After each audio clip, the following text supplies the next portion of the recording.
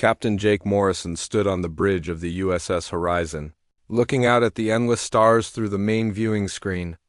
3 months had passed since they left Earth on humanity's first mission beyond the solar system.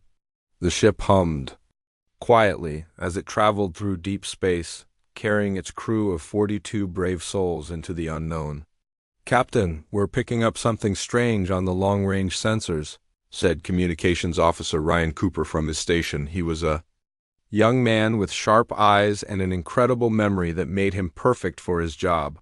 His fingers moved quickly across his control panel as he tried to make sense of the readings. Jake walked over to Ryan's station and looked at the display.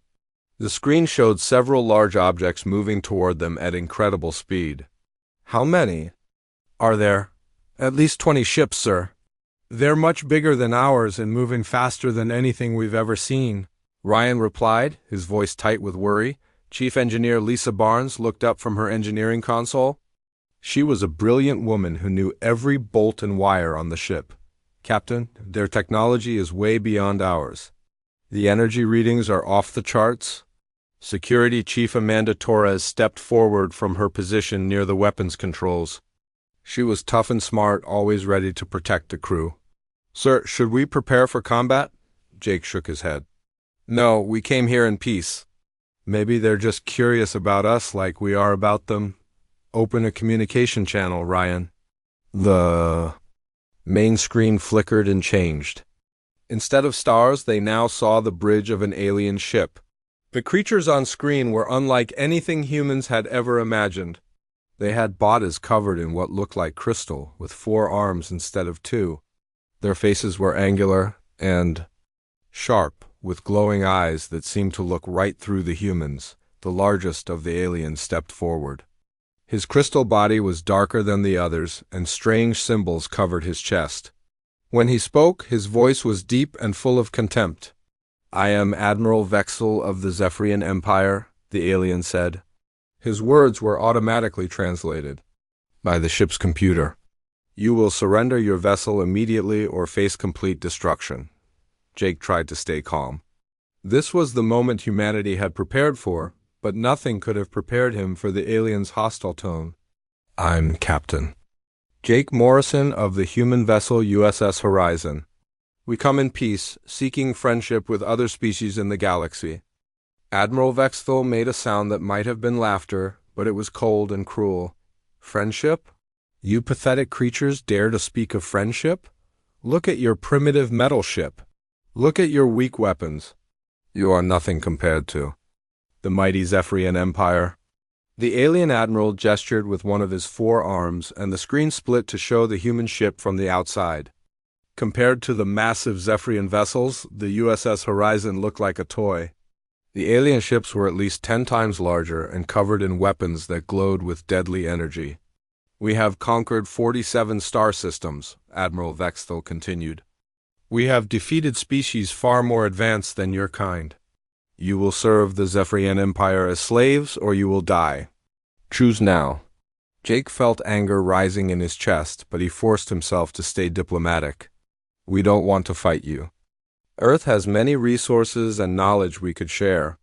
Surely there's a way we can coexist peacefully." The alien admiral's glowing eyes seemed to burn brighter. "Coexist? With inferior bipeds like you? Your species is so weak that you probably can't even defend your own homeworld. The Zephyrian Empire has no use for weaklings except as servants." Other aliens on the bridge began making sounds that the humans realized were mocking laughter. They were pointing at the human crew and speaking in their own language, clearly making fun of them. "Captain," Lisa whispered urgently, "they're scanning our ship. They're learning everything about our technology." On the screen, Admiral Vexthal was studying a display that showed the inside of the human ship.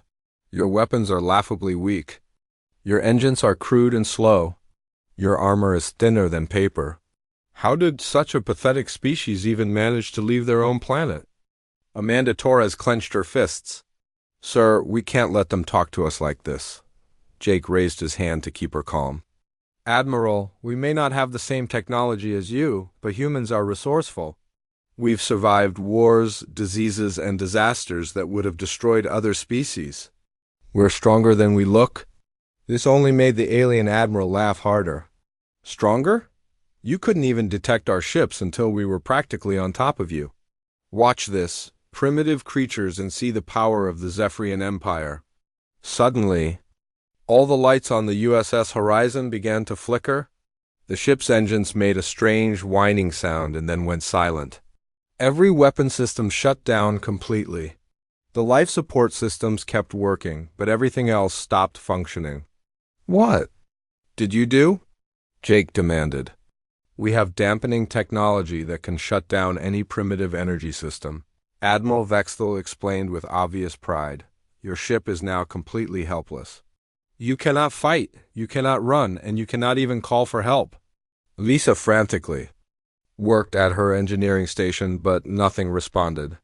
Captain, I can't get anything working. It's like our entire electrical system has been turned off. The alien admiral gestured again, and a bright light filled the bridge. When it faded, 6 Zephyrian warriors stood among the human crew.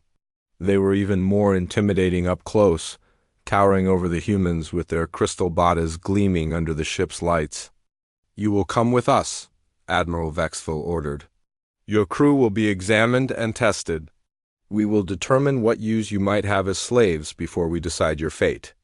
Jake stepped protectively in front of his crew. Leave my people alone. I'm the captain. If you want a prisoner, take me. The alien admiral made that cold laughing sound again. How noble. How utterly pointless. You will all come with us. Your primitive vessel will be towed to our fleet, where it will be studied and then destroyed. Your species will be catalogued as another failed civilization that dared to challenge the Zephyrian Empire. The Crystal Warriors moved forward, their forearms easily grabbing the human crew members. Jake tried to resist, but one of the aliens lifted him off the ground with just one hand. The creature's strength was incredible. Don't struggle, Admiral Vexthal advised mockingly. You will only embarrass yourselves further. Soon, you will understand your place in the galaxy. The Zephyrian Empire is eternal. We are the apex predators of space. Every species we meet either serves us or dies. As the humans were forced toward the bright light that would transport them to the alien ship, Jake caught Ryan's eye. The young communications officer gave him a slight nod. Despite everything, Ryan was still alert and thinking. That gave Jake a small bit of hope. The transport light surrounded them, and they felt themselves being pulled apart at the molecular level. The last thing Jake saw was Admiral Vexthal's cruel smile as the alien watched his latest prisoners being taken away. When the light faded, they found themselves in a massive chamber aboard the Zephyrian flagship. The walls were covered in the same crystal material as the aliens' bodies, and everything glowed with an eerie light.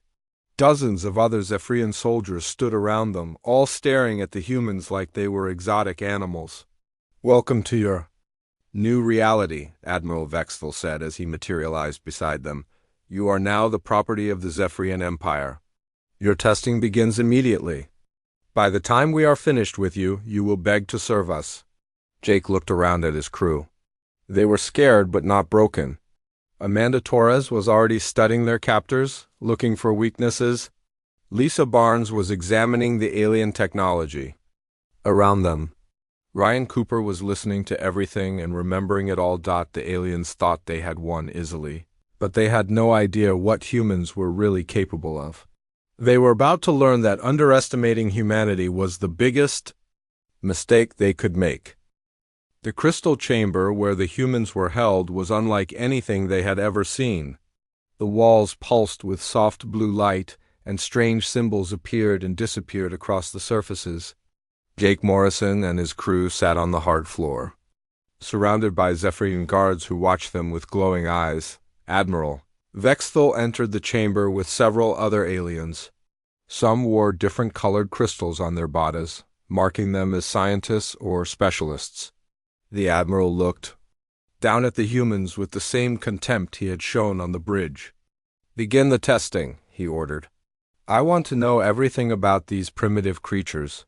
Their strengths, their weaknesses, their pathetic limitations. One of the scientist aliens stepped forward. Her crystal body was lighter in color, almost white, and she carried a device that hummed with energy. "We will start with physical capabilities," she announced. "Stand up, humans." Jake and his crew slowly got to their feet. The scientist alien pointed her device at them, and beams of light scanned their bodies from head to toe. The device made clicking sounds as it recorded information. "Fascinating," the scientist said, though her tone suggested she was not impressed. "They have only 2 arms instead of 4. Their bone density is 60% lower than ours. Their muscle mass is pathetically weak." Admiral Vexthal nodded with satisfaction. "As expected, continue with the strength tests." 2 massive Zephyrian warriors entered the chamber. They were even larger than the guards, with darker crystal bodies that looked like armor. One of them pointed at Amanda Torres, the security chief. "You, come here, show us your fighting ability."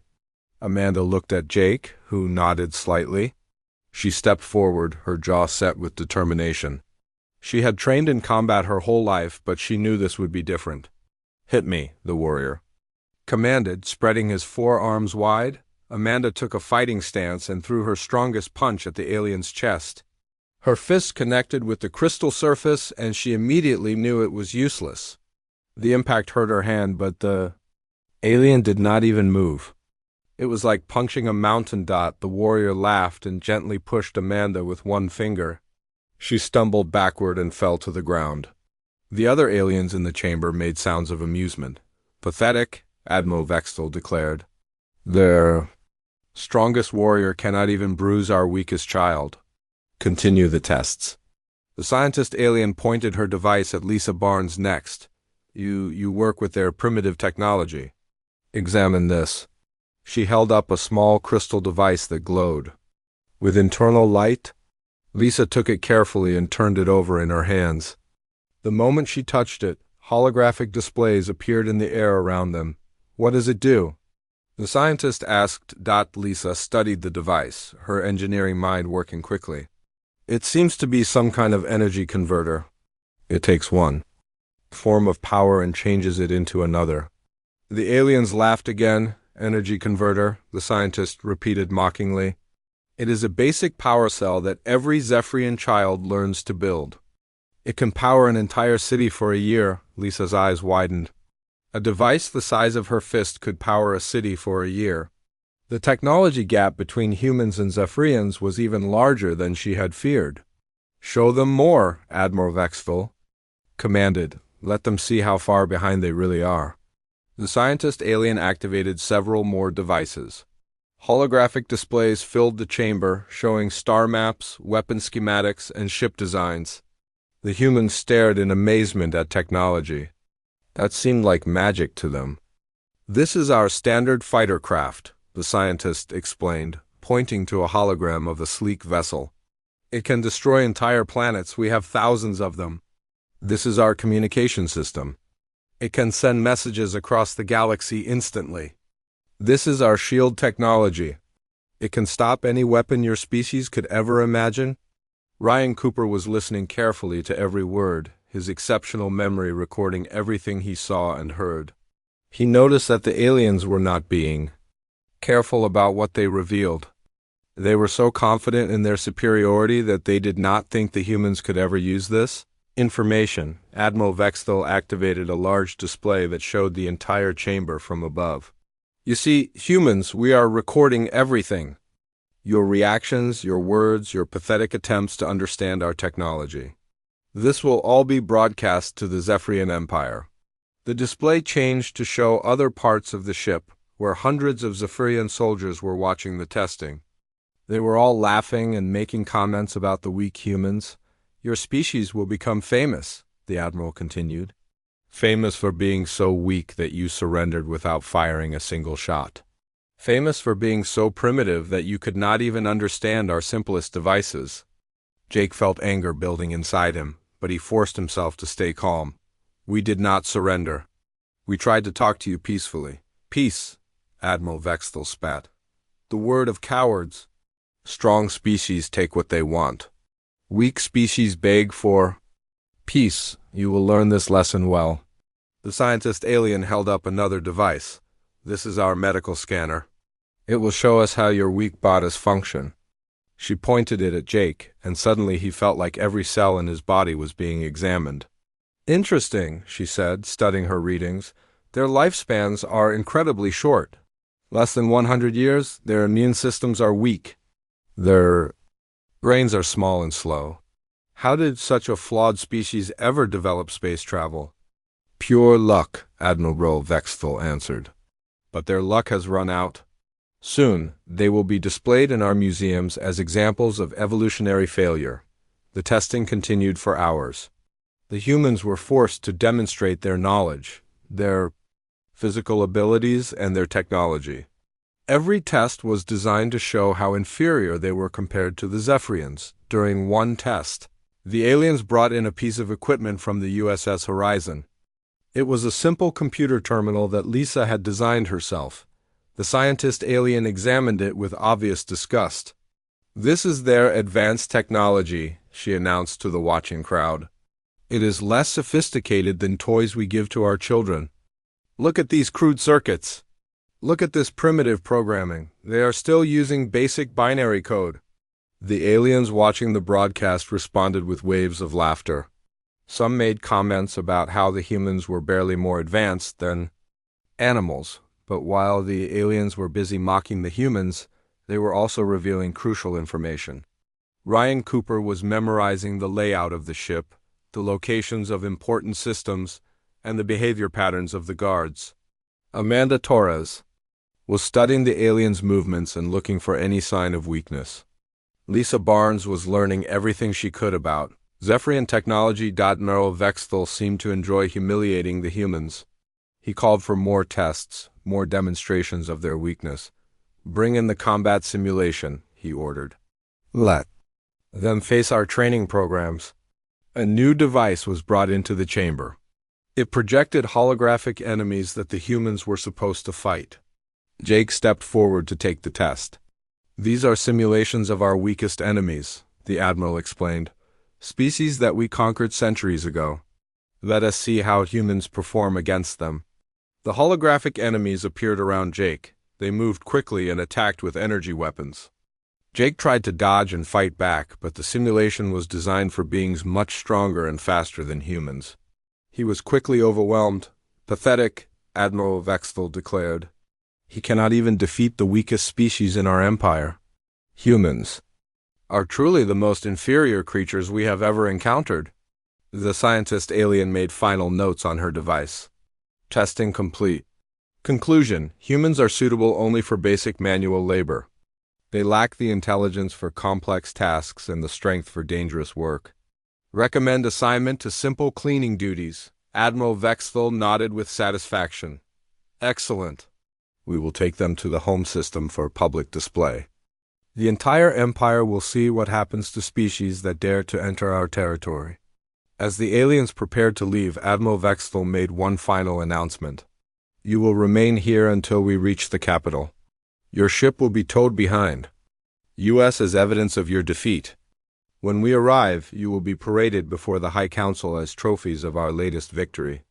The Admiral turned to address the watching crowd through the broadcast system. "Citizens of the Zephyrian Empire, witness the weakness of the species that calls itself human. They came from a small planet in an insignificant system. They thought they could explore our galaxy freely. Instead, they have learned that the universe belongs to the strong." The broadcast ended, and the aliens left the chamber. The humans were alone again, but they were not discouraged. They had learned valuable information about their captors, and they had seen that the Zephyrians were dangerously overconfident. Jake looked at his crew and saw determination in their eyes.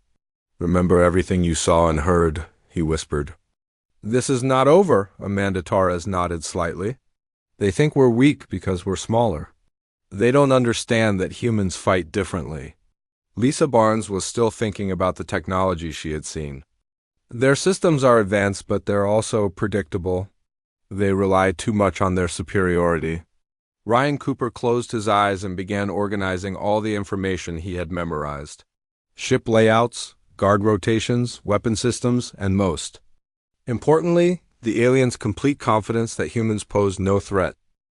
Admiral Patricia Davis stood in the command center deep beneath the Colorado mountains, staring at the large screen that showed Earth's solar system. The room was filled with the best military minds humanity had to offer, all focused on the same terrible problem. The USS Horizon had been missing for 6 hours, and the last transmission they received changed everything.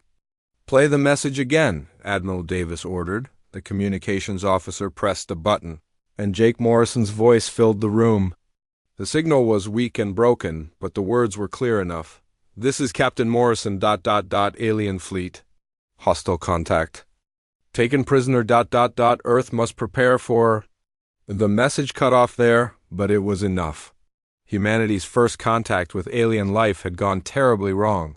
"How long since that transmission?" Admiral Davis asked. 6 hours and 17 minutes, replied Colonel Frank Weber, her second in command. "The quantum beacon is still active, but we're not getting any more messages." Admiral Davis nodded grimly.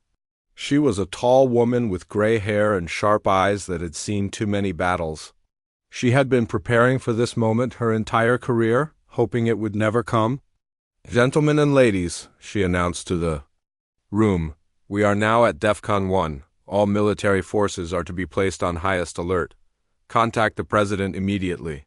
We need to implement Protocol 7. Protocol 7 was humanity's most classified military plan. For 50 years, Earth's governments had been secretly preparing for the possibility of hostile alien contact.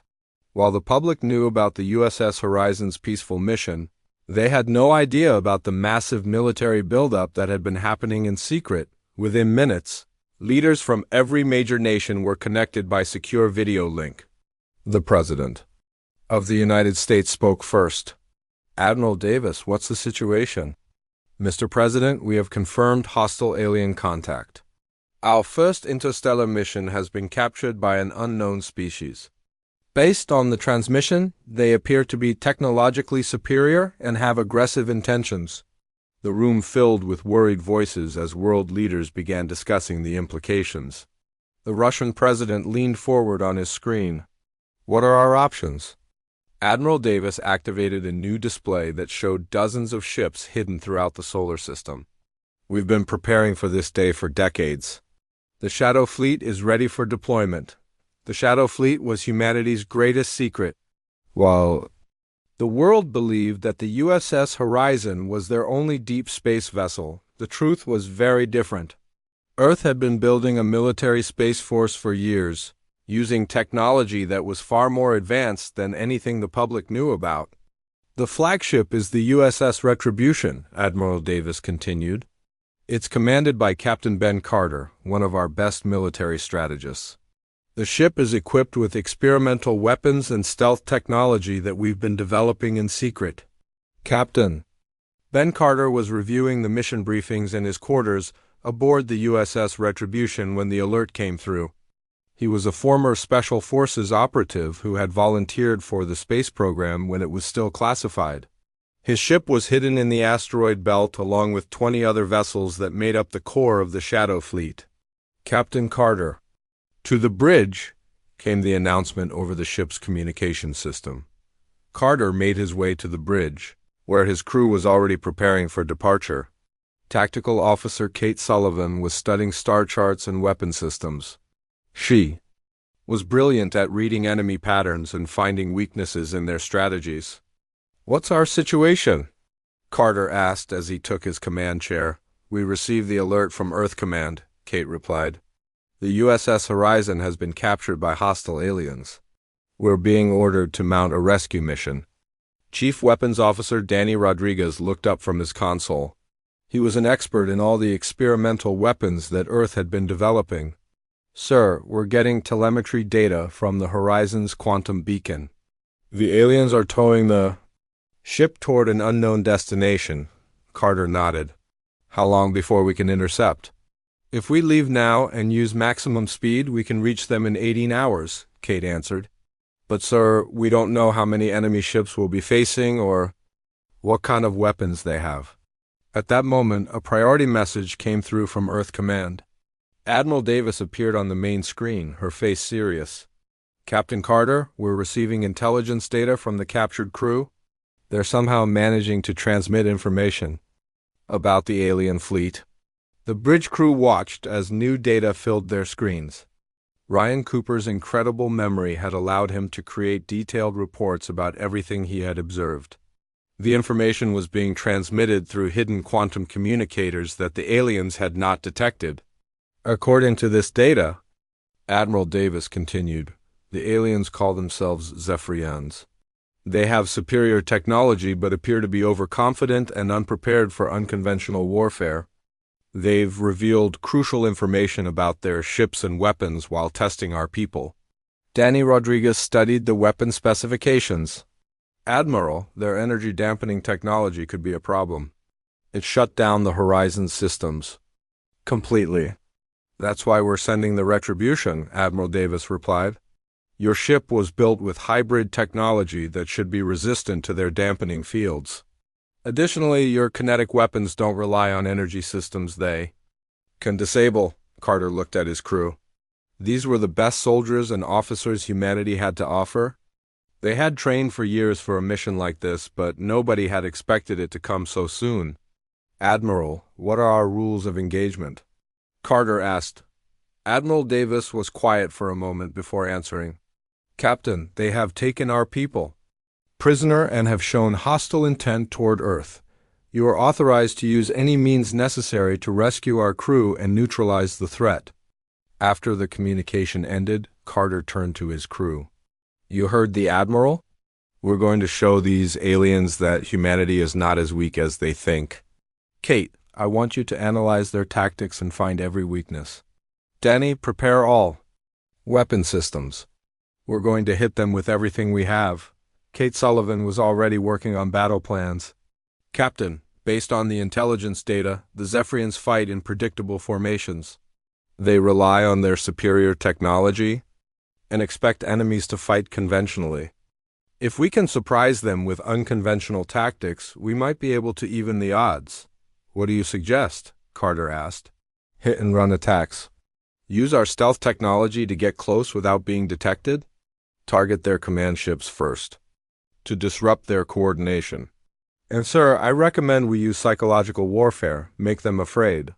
Danny Rodriguez was examining the weapons systems. Captain, our plasma torpedoes should be able to penetrate their shields. And our railguns will be completely unaffected by their energy dampening. We also have the new quantum disruptors that can tear apart their crystal armor. Carter nodded. Good. Send word to the rest of the Shadow Fleet. We're going to rescue our people and teach these aliens a lesson they'll never forget. Across the solar system, other ships of the Shadow Fleet were receiving similar orders. The USS Vengeance, commanded by Captain Sarah Mitchell, was equipped with the most advanced stealth technology ever developed.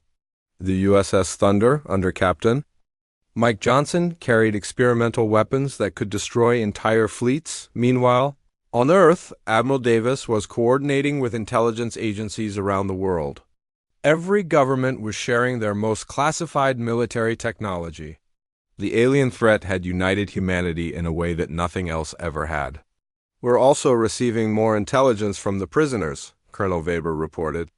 Security Chief Torres is sending information about the aliens' behavioral patterns and weaknesses. Engineer Barnes is analyzing their technology and finding ways to counter it. Admiral Davis smiled grimly. The aliens think they captured weak humans who will submit to their rule. They have no idea that they've taken some of our best intelligence officers. In space, the USS Retribution and its battle group were approaching the alien fleet's location. The ships moved silently through the darkness, their stealth systems making them invisible to conventional sensors. Captain, Kate Sullivan reported, we're detecting the alien fleet. 23 ships, including the one carrying our people. They're moving slowly, probably because they're towing the horizon. Carter studied the tactical display. The alien ships were massive and heavily armed, but they were arranged in a standard formation that showed they were not expecting trouble. They're not even running active scans, Danny Rodriguez observed. They're completely confident that no one can threaten them. That's their first mistake, Carter replied. And it's going to be their last. All ships, prepare for Operation Payback. We're going to show these aliens what happens when they mess with humanity. The Shadow Fleet moved into position around the alien fleet, completely undetected. The Zephyrians had no idea that Earth's most advanced warships were preparing to attack. They were about to learn that underestimating humanity was the most dangerous mistake they could make. Admiral Vexel was on his flagship, enjoying the victory celebration when everything changed. In a few minutes, the aliens would discover that humans were not the weak, primitive species they believed them to be. The galaxy was about to see what humans were really capable. Admiral Vexel stood on the bridge of his flagship, watching the celebration that was taking place throughout his fleet. The Zephyrian warriors were drinking victory wine and laughing about how easily they had defeated the pathetic humans. On the main screen, images of the captured crew were being broadcast to the entire Empire. "Admiral," said one of his officers, "the High Council is very pleased with our latest conquest. They want to know when we will arrive at the capital for the victory parade." Vexel smiled with satisfaction. "Tell them we will arrive in 2 days. The humans will be displayed as perfect examples of inferior species. This victory will be remembered forever." The bridge crew laughed and made jokes about the weak humans sitting in the prison chamber below. None of them were watching their sensors carefully. None of them suspected that death was moving silently toward them through space. Captain Ben Carter crouched in the war room aboard the USS Retribution, studying the final attack plans with his officers. Around him, the ship was completely silent and invisible to alien sensors. 20 other human warships were positioned in a perfect circle around the Zephyrian fleet. "Remember," Carter said quietly, "we hit them hard and fast. No warnings, no mercy. They took our people and threatened Earth. Now they pay the price." Tactical Officer Kate Sullivan pointed to the display showing the alien fleet. "Captain, their flagship is in the center of the formation. That's where they're holding our crew. We need to disable it without destroying it." "The other ships are fair targets," added Chief Weapons Officer Danny Rodriguez. "Our orders are to neutralize the threat completely," Carter nodded. "Kate, you coordinate the overall attack. Danny, you focus on taking out their biggest ships. I want this to be quick and overwhelming." Throughout the human fleet, similar conversations were taking place. Captain Sarah Mitchell aboard the USS Vengeance was preparing her stealth fighters for surgical strikes. Captain Mike Johnson on the USS Thunder was charging his experimental quantum cannons. "All ships report ready," Kate announced. "We have targeting solutions on every enemy vessel." Carter took a deep breath. This was the moment that would change everything. "Begin Operation Payback. All ships, attack now." The space around the Zephyrian fleet suddenly erupted in violence. 21 human warships dropped their stealth fields simultaneously and opened fire at point-blank range. The aliens had no warning, no time to react, no chance to defend themselves. The USS Retribution's plasma torpedoes slammed into the nearest Zephyrian cruiser, punching through its shields like they were made of paper. The alien ship's crystal armor shattered under the impact, and explosions rippled along its hull. From the USS Thunder, quantum disruptor beams lanced out and struck 3 enemy ships at once. The alien vessels simply came apart at the molecular level, their crystal hulls dissolving into glowing dust. The USS Vengeance launched a swarm of stealth fighters that attacked the Zephyrian ships from all directions. The small human craft were too fast and agile for the alien weapons to track, and they planted explosive charges on critical systems before vanishing back into space. On the bridge of the Zephyrian flagship, alarms were screaming and lights were flashing. Admiral Vexel stared in shock at the tactical display that showed his mighty fleet being torn apart by enemies that had appeared from nowhere. "How is this possible?" he shouted. "Where did they come from? Our sensors detected nothing." His communications officer was frantically trying to coordinate a response. "Admiral, we're losing ships faster than we can count them. The enemy weapons are penetrating our shields and armor like they don't exist." Vexthel watched in horror as another of his cruisers exploded under a barrage of human railgun fire. The metal projectiles were moving so fast that they passed right through the alien ship's energy shields and punched massive holes in its hull. "Return fire," Vexthel ordered. "All ships, concentrate your weapons on the nearest enemy vessel." The Zephyrian ships tried to fight back, but their massive energy weapons were designed to fight slow, predictable enemies.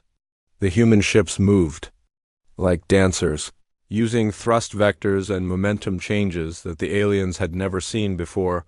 When the Zephyrians tried to use their energy-dampening technology, they discovered that it was useless against most of the human weapons. The rail guns were purely kinetic and could not be stopped. The plasma torpedoes used hybrid technology that resisted the dampening fields. Captain Carter watched the battle unfold on his tactical display.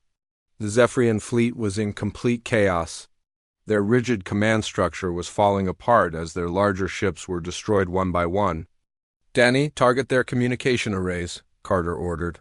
"I want them cut off from each other." "Already on it, Captain," Rodriguez replied. His weapons found the communication towers on the alien ships and destroyed them with precise shots. Soon, the Zephyrian commanders could not coordinate their defense. Kate Sullivan was orchestrating the battle like a deadly symphony. "Captain, their formation is breaking apart. Some ships are trying to run, others are surrendering." "No quarter," Carter said firmly. "They showed no mercy to our people. We show none to them." The human fighters swarmed over the fleeing Zephyrian ships, their weapons tearing through alien hulls with devastating efficiency. The aliens' superior technology meant nothing when they could not hit their targets or coordinate their defense. Admiral Vexthel realized that his fleet was doomed. In less than 30 minutes, the humans had destroyed or disabled 8 of his 23 ships. The remaining vessels were badly damaged and trying to escape. "How are they doing this?" he screamed at his science officer. "Their ships are smaller than ours. Their weapons should be inferior." "Admiral," the science officer replied in a shaking voice, "their technology is different from anything we've encountered. They're using kinetic weapons, hybrid energy systems, and tactics we've never seen before." On the USS Retribution, Carter was receiving reports from all his ships. The battle was almost over, and humanity had won a complete victory. "Captain," Kate announced, "we're receiving a transmission from the alien flagship. They want to negotiate." Carter's expression was cold. "Put them on screen." Admiral Vexthel appeared on the main display, his crystal body cracked and his glowing eyes dim with defeat. Behind him, his bridge was filled with smoke and sparks from damaged systems. "Human commander," Vexthel said, his voice no longer filled with arrogance, "we surrender. Please stop your attack." Carter stared at the alien admiral with no emotion. "Where are our people?" "They are safe in the detention chamber. We have not harmed them. Please, we surrender unconditionally." "You should have thought about surrender before you attacked a peaceful exploration ship," Carter replied. "You should have considered mercy before you humiliated our crew and threatened our world." Vexthel's confidence was completely gone. "We made a mistake? We underestimated your species? Please, we only want to survive." Carter turned to his weapons officer.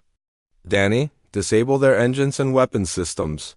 Leave their life support intact." "Yes, sir," Rodriguez replied, and sent carefully aimed shots that crippled the alien flagship without destroying it.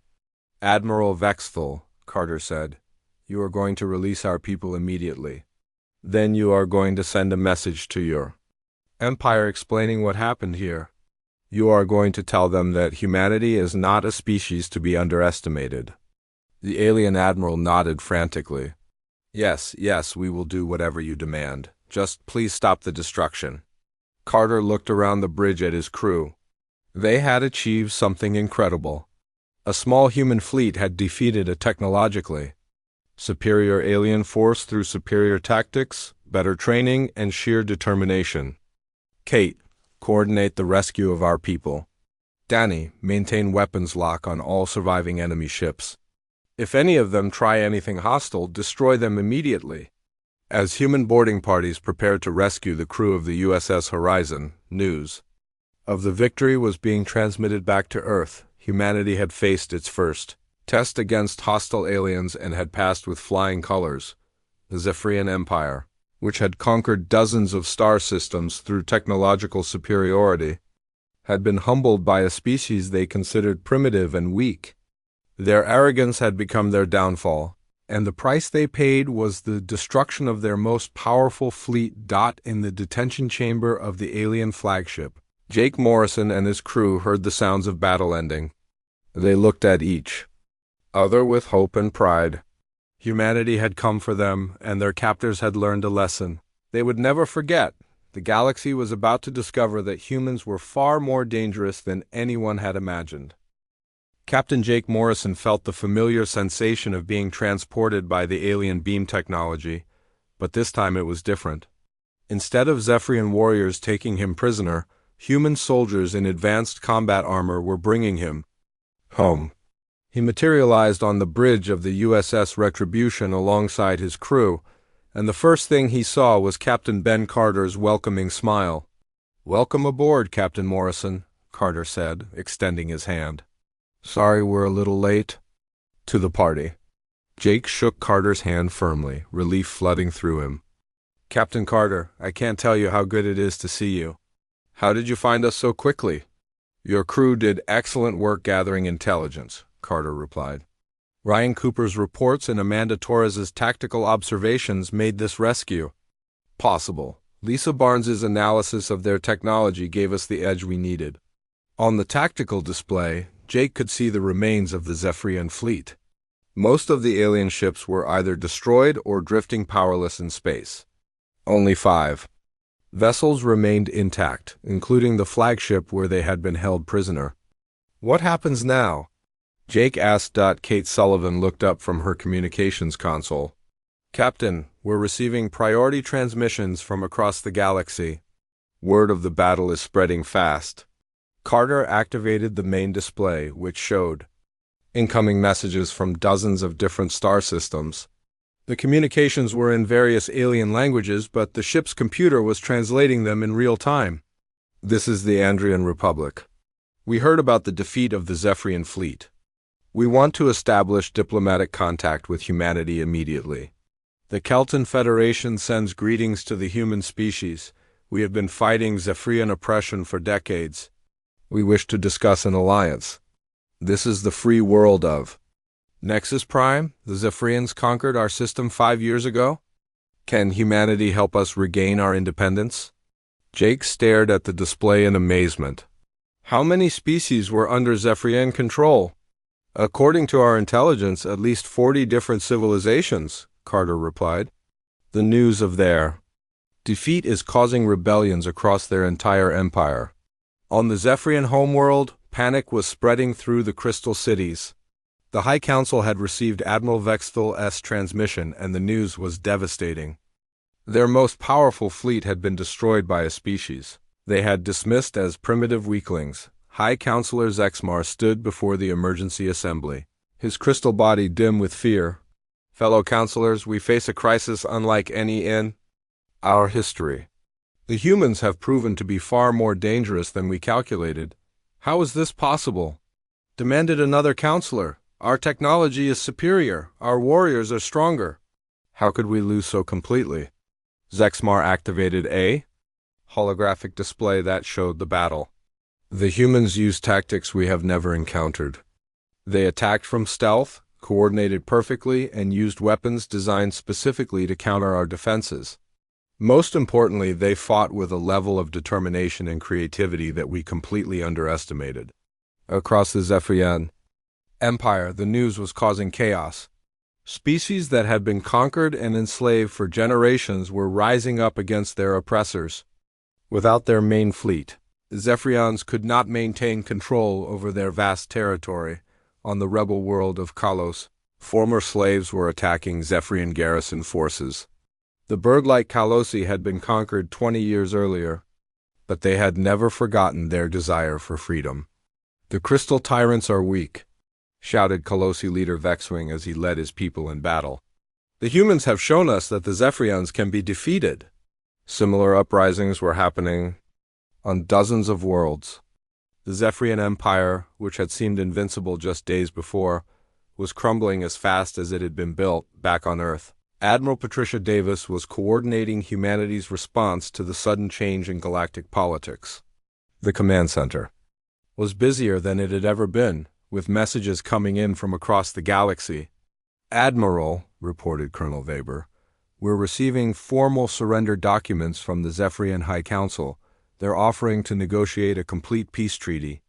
Davis nodded grimly. "What are their terms?" "Complete withdrawal from all conquered territories, payment of reparations to enslaved species, and recognition of humanity as a major galactic power. They're also offering to share their technology in exchange for protection from the rebellions." "Protection?" Davis almost laughed. "They want us to protect them from the species they enslaved?" "It appears so, Admiral. They're desperate." Davis considered the situation carefully. Humanity had won a great victory, but they needed to be smart about what came next. Set up a meeting with their representatives, but make it clear that any agreement must include justice for all the species they oppressed. 3 weeks later, representatives from dozens of species gathered on the neutral station of Haven Point for the most important diplomatic conference in galactic history. The station had been hastily constructed by several species working together, and it orbited a star at the edge of Zephyrian space. Captain Jake Morrison had been chosen to represent humanity at the conference, along with diplomat Helen Grant, who had years of experience in international negotiations. They sat at a large circular table with delegates from 43 different species. Admiral Vexthal was also present, but he was no longer the arrogant commander who had captured the USS Horizon.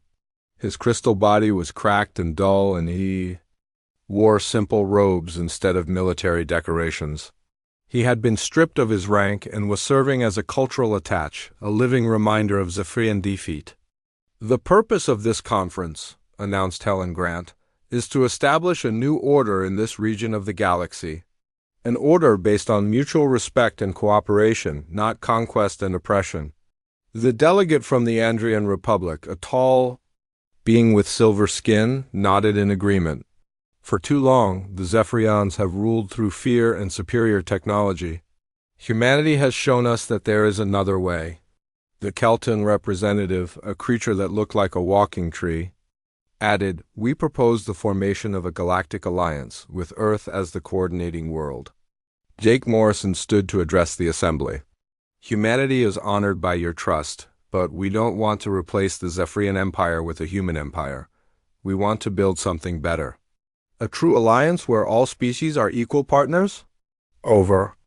The following days, the delegates worked out the details of what would become known as the Galactic Cooperation Treaty.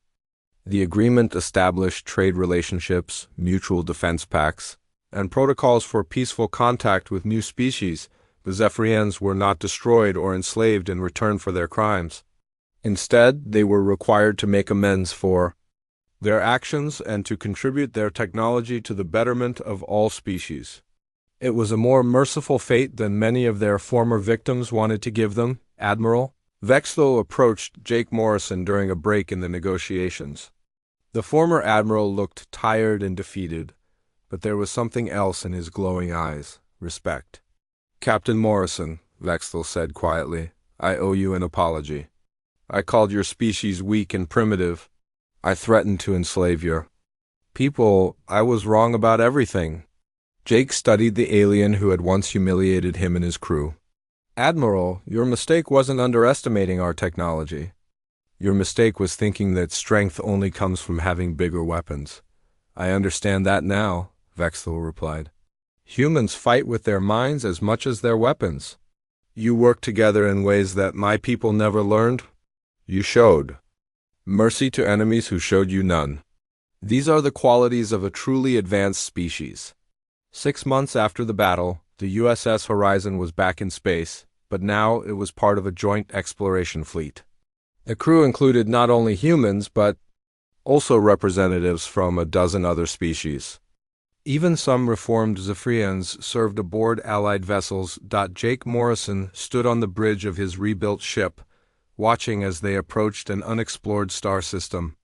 Beside him stood his old crew members, now promoted and honored throughout the galaxy.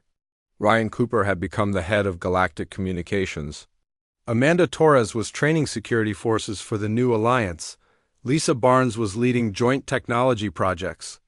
"Captain," Ryan announced, "we're receiving a signal from the system ahead. It appears to be from an unknown species."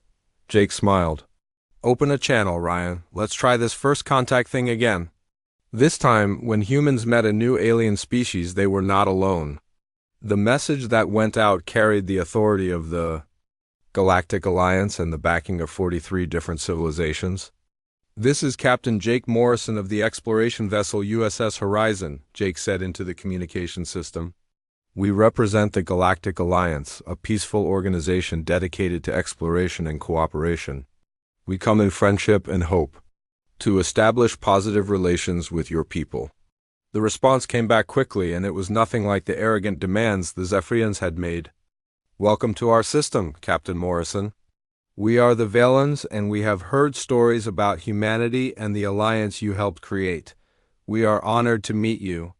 As the ships approached the Velen homeworld, Jake reflected on how much had changed. The galaxy was no longer dominated by a single empire that ruled through fear. Instead, it was becoming a community of species that worked together and protected each other.